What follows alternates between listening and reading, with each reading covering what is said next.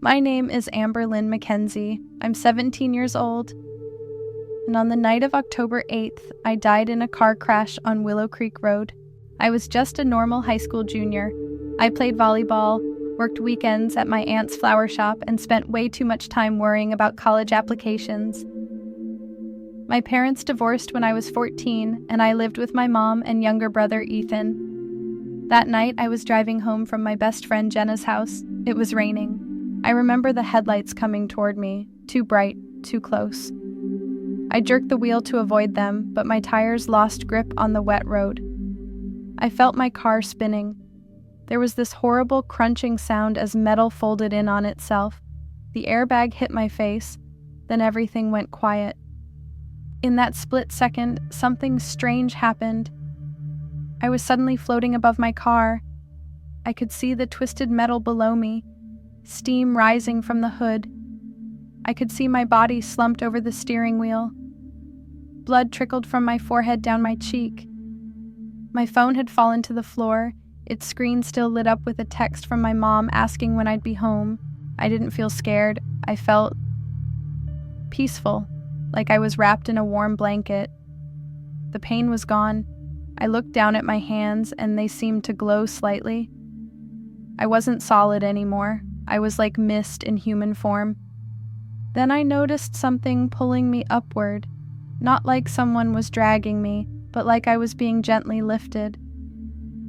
The night sky above me started to change. The darkness parted, and a tunnel of the most beautiful light I've ever seen opened up. The light wasn't blinding, but it was so bright and clear, and warm, I could feel the warmth on my face. I started moving toward it, not walking, just moving, like I was being carried by a current.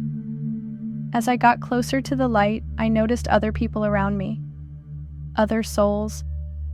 Some looked confused, others peaceful. We were all being drawn to the same place. Then I saw him, a man made of light. He was so bright that I should have needed to shield my eyes, but somehow I could look right at him. His eyes, I'll never forget his eyes. They weren't just kind, they knew everything about me and loved me anyway. Every mistake I'd ever made, every mean thought, every time I'd lied to my mom about where I was going, he knew it all, and he still looked at me with such love. I knew immediately it was Jesus. Not because he looked like the pictures in Sunday school, but because my soul recognized him, like I'd known him my whole life. He didn't speak with words exactly. It was more like his thoughts flowed directly into mine. Amber, he said, and the way he said my name made me feel like I mattered more than anyone else in the universe. Am I dead? I asked, though my lips didn't move. Yes, he answered, but only for a little while. I wasn't upset by this. Being near him felt like coming home after being away for a very long time. He reached out his hand, and suddenly we were somewhere else. Not in the tunnel anymore, but in a place that seemed made of light itself. And he showed me something that changed everything I thought I knew. He showed me souls, hundreds of them, thousands.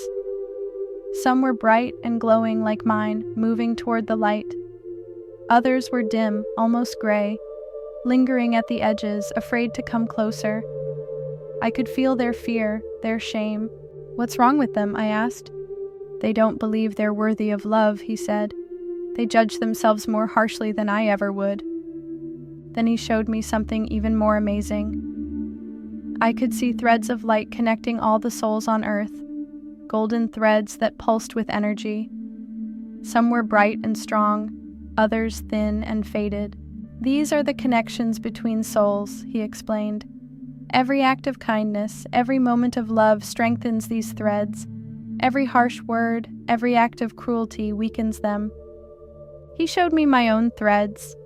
The strongest ones connected me to my mom, my brother, my dad, and my closest friends.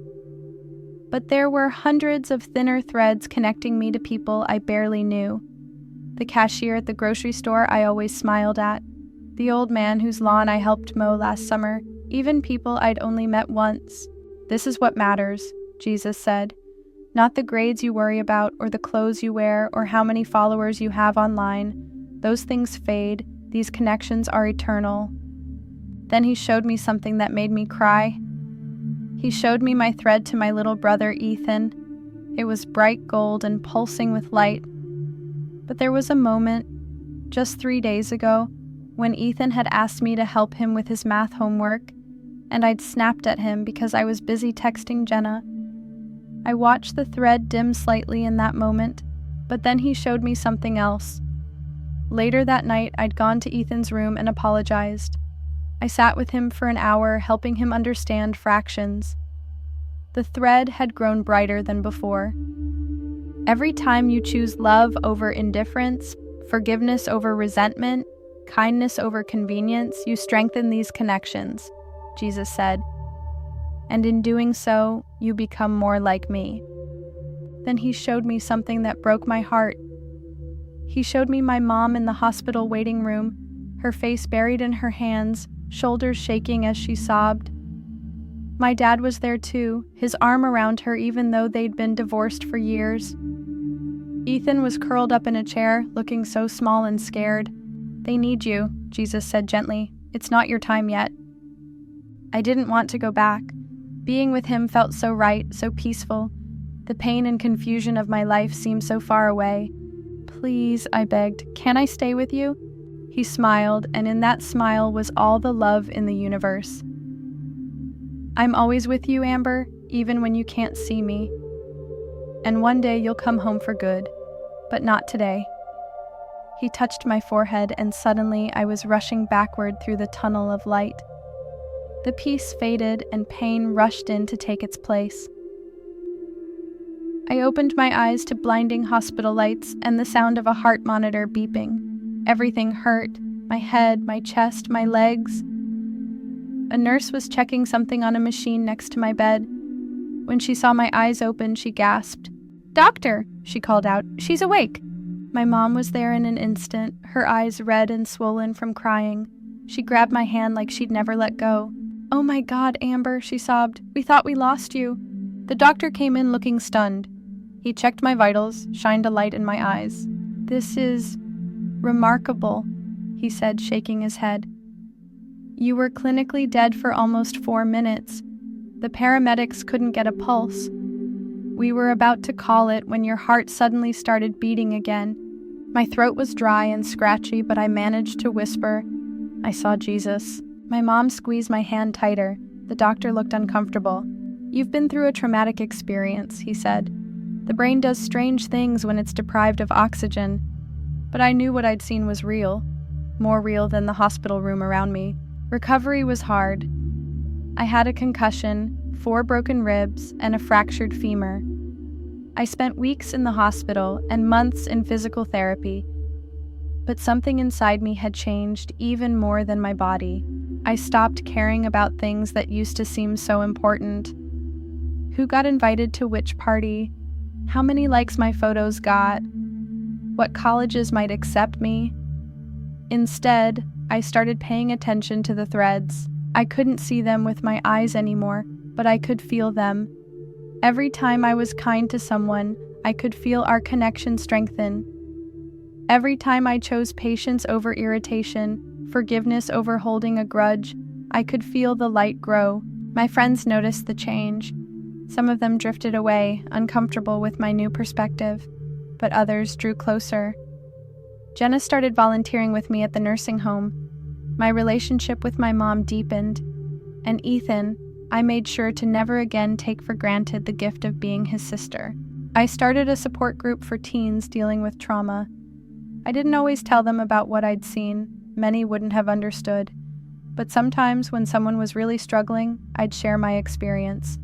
Some didn't believe me, others did. The doctor who treated me in the ER tracked me down 6 months later. He'd been troubled by my case, by the fact that I'd come back after being gone so long. We had coffee, and I told him everything I'd seen. I expected him to dismiss it as a hallucination. Instead, he took off his glasses and wiped his eyes. "I've been an emergency physician for 23 years, he said. "You're not the first person to tell me something like this. Not by a long shot. It's been almost a year now since the accident. The physical scars are healing. I still walk with a slight limp that might never go away completely. But I'm okay with that. It reminds me of what I learned on the other side. I think about those souls I saw, the ones afraid to move toward the light because they didn't feel worthy of love. I don't want anyone to feel that way when their time comes. That's why I'm sharing my story with you now. If you're watching this, please know that what matters isn't how successful you are, or how popular, or how perfect your life looks from the outside. What matters are the connections you build, the love you share, the kindness you show. These things don't just change your life, they change your soul. Yesterday, I was driving with my mom, the first time I'd been back in a car since the accident. We passed the spot where I crashed. Someone had put up a small wooden cross with my name on it, not knowing I had survived. I asked Mom to pull over. I stood there looking at this memorial to a death that didn't quite happen. The rain had weathered the wood, and someone had left a small bundle of wildflowers at its base. "Should we take it down?" Mom asked. I thought about it for a moment, then shook my head. "No," I said. "Let it remind people to drive carefully." But as I stood there, I wasn't thinking about the crash. I was thinking about those threads of light connecting all of us. I was thinking about how every day is a chance to strengthen those connections or let them fade. In those moments after death, I didn't see my grades or my volleyball trophies or my Instagram followers. I saw the love I had given and received. That's what remained. So if you're wondering if the way you treat people matters, if the small kindnesses and little moments of patience make any difference at all, I can tell you they do. I've seen it with my own eyes. And one day, you will too. But until then, please don't wait. The threads are real. The connections are everything. And love, real, genuine, sometimes difficult love, is the most powerful force in this world and the next. I'm still figuring out why I was sent back. Maybe it was to share this message with you, or maybe it was just because my mom, my dad, and my little brother needed me here a little longer. Either way, I'm grateful for this second chance, and I'm trying hard not to waste it. Thanks for listening to my story. I hope it helps you see your own life and what comes after in a new light. My name is Amber Lynn McKenzie. I'm 17 years old. And now you know what happened to me on the night I died.